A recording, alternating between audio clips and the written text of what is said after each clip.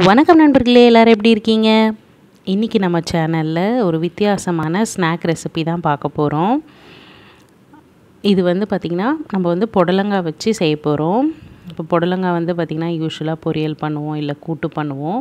இப்போ இந்த மாதிரி குழந்தைங்களுக்கு வித்தியாசமான ஒரு ஸ்நாக் ரெசிபி செஞ்சு கொடுக்கலாம். இப்போ ஃபஸ்ட்டு நம்ம புடலங்காயை கழுவிட்டு தோல் சீவி இந்த மாதிரி ரிங்ஸ் மாதிரி நம்ம கட் பண்ணி எடுத்துக்கணும். ரவுண்டாக ஸ்லைஸ் பண்ணிவிட்டு நடுவில் இருக்கும் பார்த்திங்களா, அதெல்லாம் எடுத்துகிட்டு சீட்ஸ் எல்லாம் எடுத்துகிட்டு நம்ம இந்த மாதிரி தேவையான சைஸில் ரிங்ஸ் மாதிரி நம்ம கட் பண்ணி எடுத்துக்கலாம். இப்போ பாருங்கள், நம்ம எல்லாத்தையும் நம்ம கட் பண்ணி எடுத்து வச்சாச்சு. இப்போ இதை கோட் பண்ணுறதுக்கு நம்ம மாவு ரெடி பண்ணிடலாம். இதுக்கு 2 ஸ்பூன் மைதா எடுத்திருக்கேன், 2 ஸ்பூன் கார்ன்ஃப்ளவர் எடுத்திருக்கேன். தேவையான மசாலா நம்ம சேர்த்துக்கலாம். கொஞ்சமாக உப்பு, அப்புறம் மிளகுத்தூள் 2த்தையும் சேர்த்துக்கிறேன். உங்களுக்கு காரத்துக்கு ஏற்ற மாதிரி நீங்கள் அட்ஜஸ்ட் பண்ணிக்கோங்க. அப்புறம் கொஞ்சமாக தண்ணி ஊற்றி நம்ம இதை கலந்து வச்சுக்கலாம். அது கோட் ஆகிற அளவுக்கு, ரொம்ப தண்ணியாகவும் இல்லாமல் திக்காகவும் இல்லாமல் அது கோட் ஆகிற அளவுக்கு அந்த கன்சிஸ்டன்சியில் நம்ம இதை கலந்து எடுத்துக்கலாம்.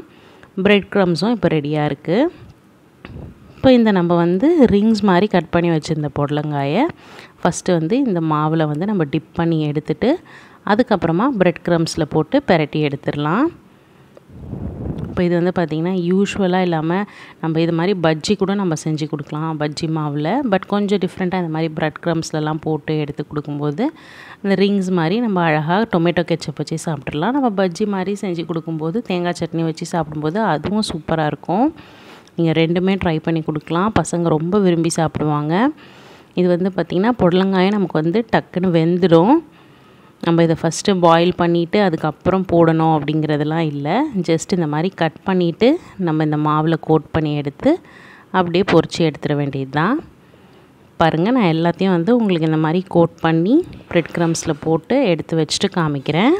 இப்போ பாருங்கள், நம்ம கட் பண்ணி வச்சது எல்லாத்தையும் நம்ம இந்த மாதிரி கோட் பண்ணி எடுத்துக்கலாம். நீங்கள் டபுள் கோட்டிங் கூட கொடுக்கலாம். நம்ம ஃபஸ்ட்டு பிரெட் க்ரம்ஸில் போட்டுட்டு திரும்ப நம்ம மாவில் டிப் பண்ணி திரும்ப பிரெட் க்ரம்ஸில் போட்டு ரொம்ப கிறிஸ்பியாக நல்லா வேணும் அப்படின்னா நம்ம 2 டைம் கூட கோட் பண்ணிக்கலாம்.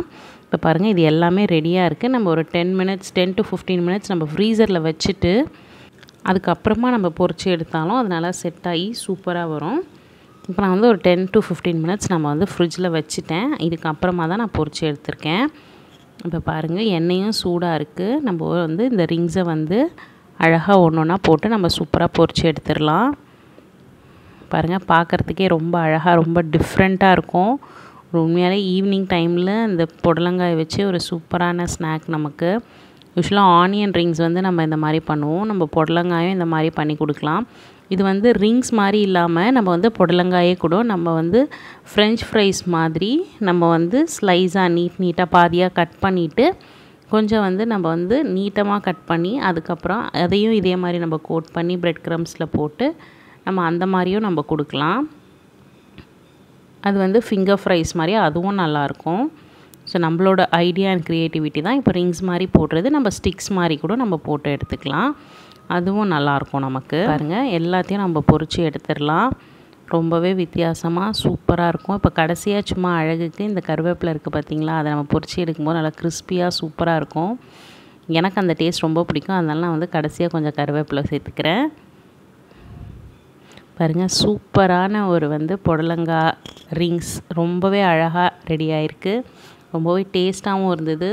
இது சும்மா அப்படியே சாப்பிட்றலாம் நம்ம, இல்லைனா கெச்சப் வச்சு கொடுக்கலாம். இல்லை நீங்கள் பஜ்ஜி மாவில் பெரட்டி எடுத்திங்கன்னா சட்னியோடு சாப்பிடலாம், அதுவும் நல்லாயிருக்கும். ஒரு சூப்பரான ரெசிபி. நீங்களும் வீட்டில் ட்ரை பண்ணி பாருங்கள். கிட்ஸுக்கு கொடுங்க, அவங்க ரொம்ப என்ஜாய் பண்ணுவாங்க. இந்த வீடியோ உங்களுக்கு பிடிச்சிருந்தா லைக் பண்ணுங்கள், உங்கள் ஃப்ரெண்ட்ஸோட ஷேர் பண்ணுங்கள். மறக்காமல் நம்ம சேனலுக்கு சப்ஸ்கிரைப் பண்ணி எங்களுக்கு சப்போர்ட் பண்ணுங்கள்.